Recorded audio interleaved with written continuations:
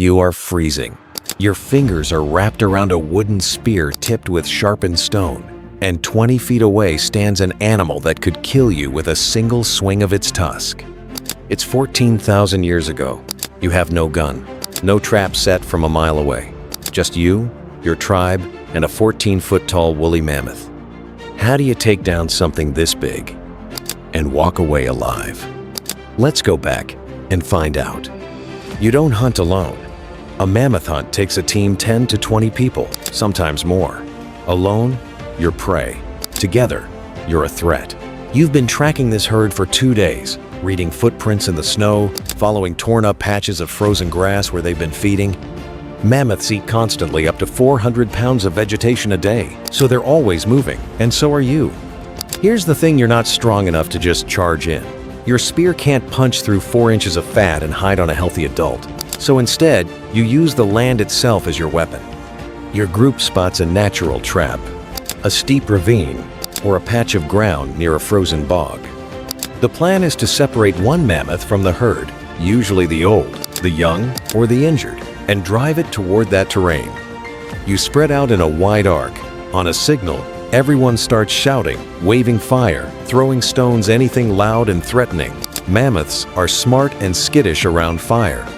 Panicked, the animal runs exactly where you want it to, toward the ravine, the bog, or an icy river. The moment it stumbles, sinks into mud, or gets its legs tangled in ice-crusted snow, everything changes. It's no longer fast. It's no longer in control. Now it's your turn. You close in, but not at the head. Never the head. You go for the belly, the legs, the soft space behind the front leg, where a spear can reach the lungs.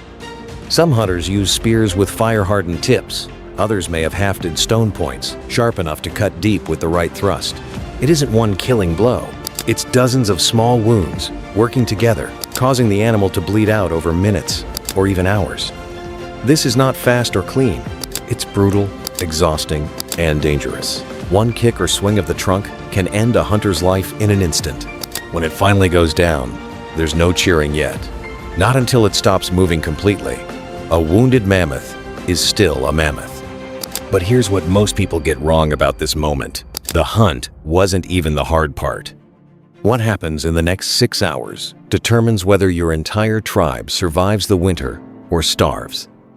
And it starts with a race against time you cannot afford to lose. One mammoth can feed your entire group for weeks thousands of pounds of meat, fat, and marrow. But meat spoils, and predators smell blood from miles away. Wolves, cave lions, and rival hunters are already on their way. So you work fast. You strip the meat, crack open bones for marrow, and pack fat into hide containers. Nothing is wasted. The hide becomes clothing and shelter. The massive bones become tent frames and tools.